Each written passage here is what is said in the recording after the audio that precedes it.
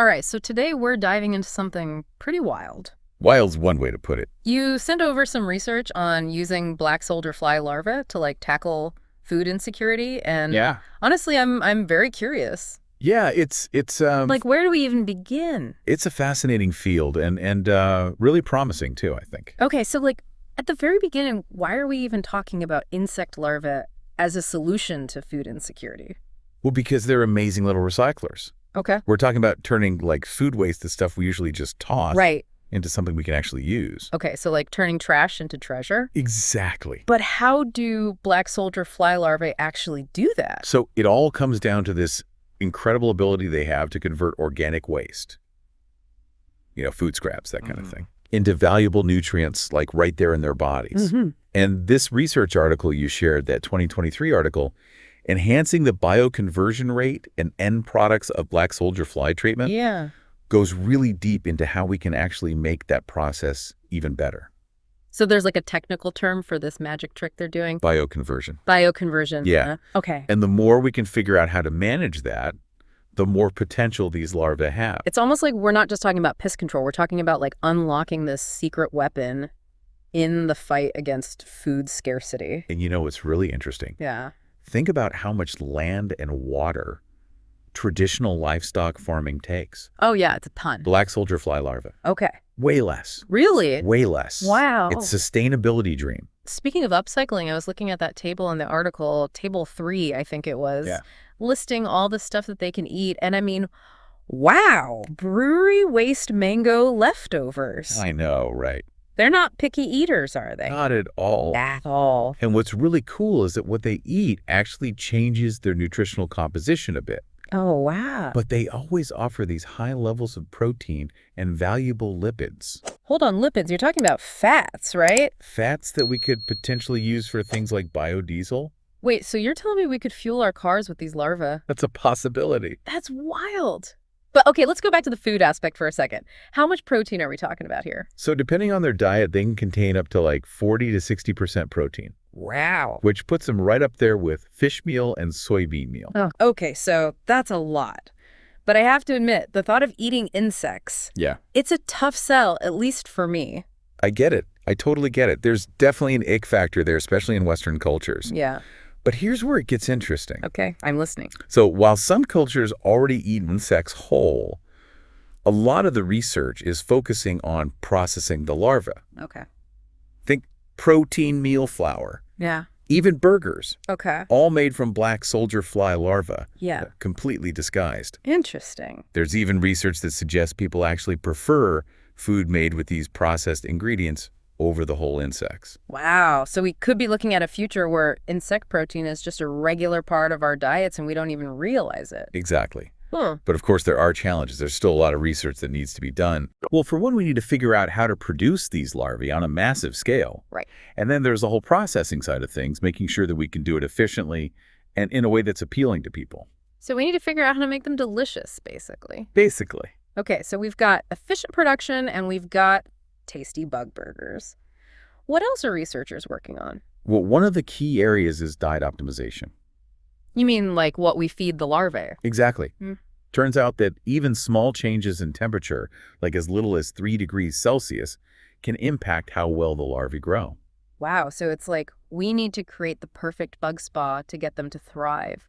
It's all about finding that sweet spot to maximize their potential. This is fascinating. It seems like we've stumbled upon a real contender in the fight against food insecurity. But like any good hero, there are always challenges to overcome. Absolutely. So what are some of the hurdles that researchers are facing when it comes to scaling up production? So we've established that these larvae have incredible potential, but scaling up production can't be easy. What are some of the hurdles researchers are facing? Well, you're talking about creating the ideal environment for billions, trillions of these larvae. That's right. And making sure they thrive. That means we have to optimize everything. Yeah. From what we feed them to the temperature. Yeah. And we have to do it in a way that's both efficient and safe. Safe. What kind of risks are we talking about? Well, one thing the article mentioned was heavy metal accumulation. Oh. If the larvae are feeding on waste products, there's a chance they could absorb contaminants. Oh, that's a good point. So we wouldn't want to solve one problem just to create a whole other one. Exactly. And that's why it's so important to carefully monitor those waste streams. Okay. The research suggests that with the proper processing techniques, we can remove those heavy metals before the larvae are turned into food or feed. That's good to hear. But even if we perfect the science, there's still the challenge of public perception. Yeah. Will people actually choose a burger made from insects, even if it's just as delicious or even more so than a regular burger? That is the million-dollar question. Consumer acceptance is a big one. The article mentioned that in some cultures, eating insects is already very normal. Right. But in many Western countries, there's still a strong aversion. Yeah. I have to admit, I'd need some convincing. What can be done to kind of bridge that gap? Well, the research points to a couple of interesting strategies. Okay. One is to focus on processed products like flours and protein bars, Yeah. where the insect origin isn't as obvious, out of sight, out of mind. I can see that working. And there have actually been studies where people preferred food made with black soldier fly larvae flour over regular food. Really? Yeah, seems that taste and texture can go a long way. That's pretty amazing. So there's hope for these little critters to make it into the mainstream after all. There's definitely a potential. It's amazing to think that something we might consider waste could be a key ingredient in a more sustainable future. It really shows you the power of innovation. So we've talked about the science, the challenges, the potential, but what about the bigger picture? What role can governments and organizations play in turning this research into a reality? That's where things get really interesting. The article touches on the need for supportive regulations and funding for research and development. So it's not just about scientists doing their thing in a lab. It requires a whole ecosystem of support. Exactly. Governments can create a regulatory framework that encourages insect farming. They can provide incentives for businesses to explore alternative protein sources like this. And of course, investing in research to overcome those remaining hurdles is critical. It's almost like we need a global bug-powered revolution with policymakers, researchers, and entrepreneurs all working together. It sounds daunting, but also incredibly exciting. And it's not just about top-down approaches either.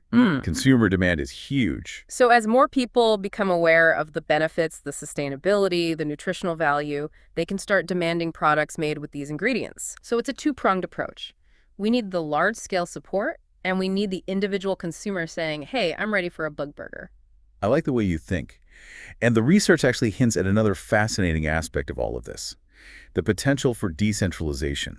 Decentralization? What do you mean by that? Well, unlike traditional livestock farming, which requires a lot of land and resources, black soldier fly larvae can be raised in a much smaller footprint. Are you saying we could see black soldier fly farms popping up in urban areas?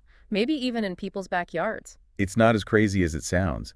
Imagine communities producing their own protein locally, using what we currently consider waste. That's incredible. Turning a problem into a solution right in our own backyards. But even if that's a long way off, is there anything the average person can do right now to support this whole movement? Absolutely. One of the most impactful things you can do is to start a conversation. Talk to your friends, your family. Share what you've learned about black soldier fly larvae. So spreading the word, breaking down those ick barriers, one conversation at a time. Exactly. And keep an eye out for products made with insect-based ingredients. Oh, yeah. More and more companies are popping up all the time. They're using black soldier fly larvae in everything from pet food to protein bars. It's like casting a vote for a more sustainable future with every purchase. I love that. But beyond these individual actions, are there any larger ethical considerations we need to keep in mind as we venture further into this world of insect farming? That's a really good point. Yeah. With any new technology or solution, it's important to think about the potential downsides. Exactly. And with insect farming, one of the biggest questions is how we source the waste streams that the larvae are feeding on. Right. We need to make sure we're not contributing to deforestation or taking away food sources from people in our effort to create a more sustainable protein source. So it's about making sure the solution is truly sustainable. Exactly. It's a complex issue, but these are the conversations we need to be having. Absolutely. We have to be mindful and ask the tough questions. Yeah. But for our listeners who might be feeling a mix of intrigue and maybe a little bit of you right now, what's the one thing you want them to take away from all of this? I'd say the most important thing is to stay curious. The world of food is constantly changing, and what seems strange or even unappetizing today could be totally normal tomorrow. Black soldier fly larvae might just be the beginning when it comes to finding innovative and sustainable food solutions. It's a good reminder that sometimes the most unexpected solutions are right in front of us, or in this case, maybe buzzing around in our compost bins. Thanks for taking this deep dive with me. It's been eye-opening, to say the least. My pleasure. It's always fun to explore these topics with someone as curious as you. And for our listeners, if you're ready to move past the ick factor and learn more about black soldier fly larvae, we'll include some links in the show notes to get you started. Happy exploring. And that concludes our deep dive for today. Until next time, keep those questions coming. And remember, the most fascinating discoveries often come from the most unexpected places.